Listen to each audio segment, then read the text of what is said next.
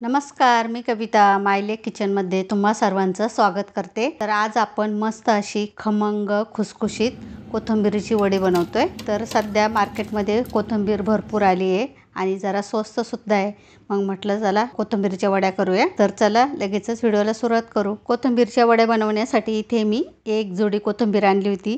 ती चांगली निवडून घेतली आहे आणि 2 ते 3 पाण्याने स्वच्छ धुवून अशी बारीक कापून घेतली आहे। इथे तुम्हाला दिसतच असेल। तर आता लगेचच वड्या बनवायला सुरुवात करू। त्यासाठी इथे मी आता पाव वाटी तांदळाचं पीठ घेतले, ते कोथिंबीरमध्ये घालून घेऊया। त्याचबरोबर अर्धा वाटी बाजरीचं पीठ घेतले। तर बाजरीचे पीठ घातल्यावरती पण वड्या खूप अशा मस्त होतात आणि तांदळाचं पीठ घातल्यावरती पण वड्या कुरकुरीत होतात। आता त्यानंतर त्यामध्ये आपल्याला 1 वाटी बेसन पीठ घालायचं आहे।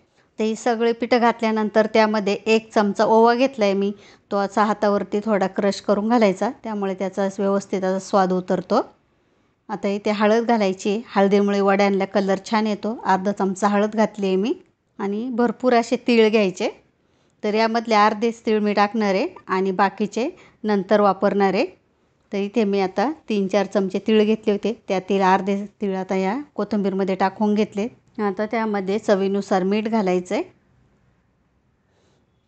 तर मीठ घातल्यानंतर त्यामध्ये आपल्याला मिरची घालायची आहे। तर इथे मी 8-9 मिरच्या, जिरे आणि थोडा अद्रकचा तुकडा घालून असं जाडसर वाटून घेतलंय। तर इथे वाटलेली मी मिरची 2-3 चमचे घातली आहे आणि तुम्हाला किती तिखट पाहिजे त्यानुसारच तुम्ही मिरचीचं प्रमाण ठरवा। तर ते सर्व हाताने व्यवस्थित असं दाबून दाबून कोथिंबीरला चोळून घ्यायचं। त्यामुळे काय होतं, कोथिंबीरमध्ये पण थोडंसं पाणी असतं, ते पिठामध्ये मिक्स होतं आणि कोथिंबीरच्या वड्या आहेत ना त्या खूप अशा टेस्टी होतात। म्हणून सुरुवातीला मिक्स करताना ना बिलकुल असं पाणी नाही घालायचं, असं सुक्कच पहिलं मिक्स करून घ्यायचं। आणि असं केल्यामुळे काय होतं, आपला पाण्याचा अंदाज सुद्धा फसत नाही आणि पीठ जास्त ओलं किंवा जास्त सुक्क असं होत नाही। म्हणून सुरुवातीला अशी एवढी मेहनत करून घ्यायची। तर इथे 3-4 मिनिट मी हे सर्व व्यवस्थित असं मळून घेतले। तर इथे 1-2 चमचेच पाणी मी घातले आणि पीठ व्यवस्थित आता हे मळून घ्यायचं। व्यवस्थित असा त्याचा गोळा तयार करून घ्यायचा आहे आणि एकदम असं पटकन जास्त पाणी नाही घालायचं, नाही तर मग हे पीठ खूप पातळ होतं आणि मग लवकर असं घट्ट होत नाही।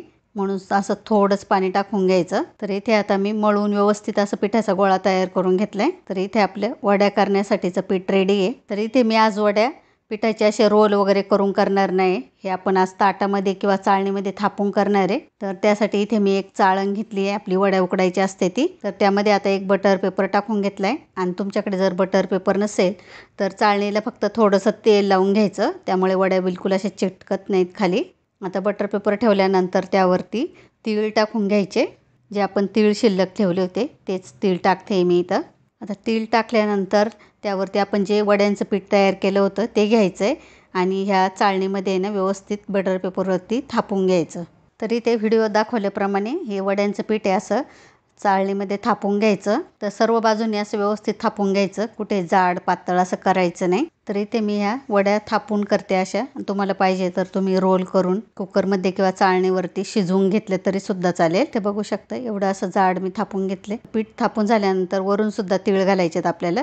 वरून तीळ घातल्यावरती वड्या खूप अशा मस्त दिसतात।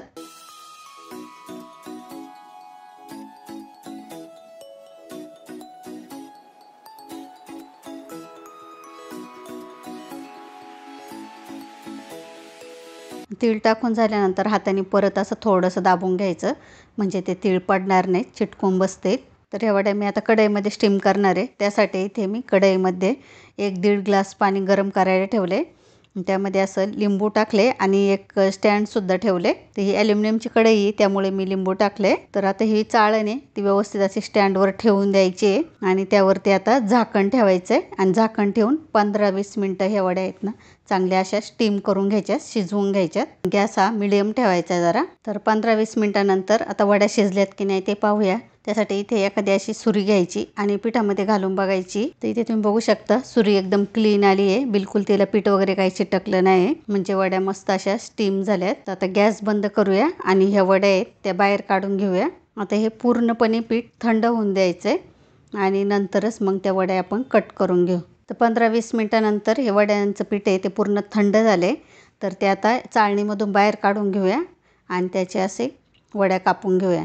तर इथे चाळणीमध्ये बटर पेपर टाकल्यामुळे बघा एकदम इझी पडतं काढायला, लगेच असं पटकन मी हे वड्यांचं पीठ काढून घेतले आता सुरीच्या साहाय्याने व्यवस्थित असे चौकोन आकारात मध्ये मी कापून घेते वड्या. तर वड्या आहे ना पूर्ण असं थंडच होऊन द्यायच्या, नंतरच त्या कट करायच्यात, म्हणजे त्या व्यवस्थित आपल्याला कट करता येतात. तर इथे वड्या मी आता चौकोनी आकारामध्ये व्यवस्थित अशा आता कट करून घेतल्या. ते तर तुम्हाला आवडतील तशा अशा छोट्या मोठ्या केवढा आकार पाहिजे तशा कट करून घ्या. आता कट करून झाल्यानंतर ते एका डिशमध्ये मी आता काढून घेते. तर व्यवस्थित कट झाल्यामुळे लगेच अशा निघतात मस्त. तर अशा प्रकारे मी आता सर्वच वड्या एका डिशमध्ये काढून घेते. तर इथे तुम्ही बघू शकता मस्त झाल्यात, कलरसुद्धा सुंदर आलाय. तर इथे आपण बाजरीचं पीठ वापरले आणि असं बाजरीचं पीठ आहे ना एकदा तुम्ही नक्की टाकून बघा, खूप टेस्टी होतात वड्या. तरी ते आपल्या वड्या काढून झाल्यात, तर त्या आता तळून घेऊया. तर ह्या वड्या तुम्ही अशाही खाल्ल्या तरी खूपच छान लागतात, नाहीतर अशा शॅलो फ्राय केल्या तरीसुद्धा छान लागतात. पण आज मी हे आहे ना तळून घेणारे, डीप फ्राय करणारे. त्यासाठी इथे एक पॅन तापत ठेवला आहे, त्यामध्ये भरपूर असं तेल टाकून घेतले. तर तेल चांगलं गरम झाले, त्यामध्ये आता ह्या वड्या त्या सोडून घेते. तर पॅनमध्ये बसतील तेवढ्या वड्या सोडून आता दोन्ही साईडनी मस्त असा ब्राऊन कलर येईपर्यंत तळून घ्यायच्यात. तर वड्या टाकल्या लगेच असं हलवायच्या वगैरे नाही, एका साईडनी व्यवस्थित होऊन द्यायच्या आणि मग त्यानंतर आहे ना उलटपुलट करून घ्यायच्यात. तर एका साईडनी वड्या चांगल्या लाल झाल्या नंतर त्या पलटी करून घ्यायच्या. तरी ते एका साईडनी चांगल्या वड्या तळून झाल्या, त्या मी पलटी करून घेते. आता पलटी केल्यानंतर ह्या वड्या वरच्या साईडनी सुद्धा चांगला गोल्डन कलर येईपर्यंत तळून घ्यायच्या आहे. तरी ते व्हिडिओमध्ये तुम्हाला दिसतच असेल, वड्या मी दोन्ही साईडनी मस्त गोल्डन कलर येईपर्यंत तळून घेतल्या. तर इथे वड्या तळून तयार आहेत, ते आता काढून घेऊया.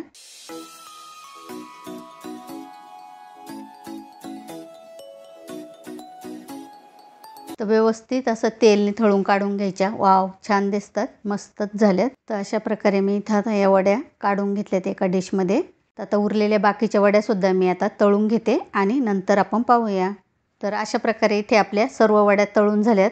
पहा किती छान कलर आलाय आणि मस्त वरून अशा कुरकुरीत झाल्या. ते अशा प्रकारे आपल्या इथे मस्त अशा खमंग खुसखुशीत कोथिंबीरच्या वड्या तयार आहे. तर तुम्ही ह्या पद्धतीने वड्या नक्की करून बघा आणि तुमच्या वड्या कशा झाल्या एक कमेंटमध्ये मला सांगा. तर आजचा व्हिडिओ आवडला असेल तर लाईक करा, चॅनलवर नवीन असाल तर सबस्क्राईब करा. तर परत भेटूया अशाच नवीन आणि छान व्हिडिओमध्ये. तोपर्यंत धन्यवाद.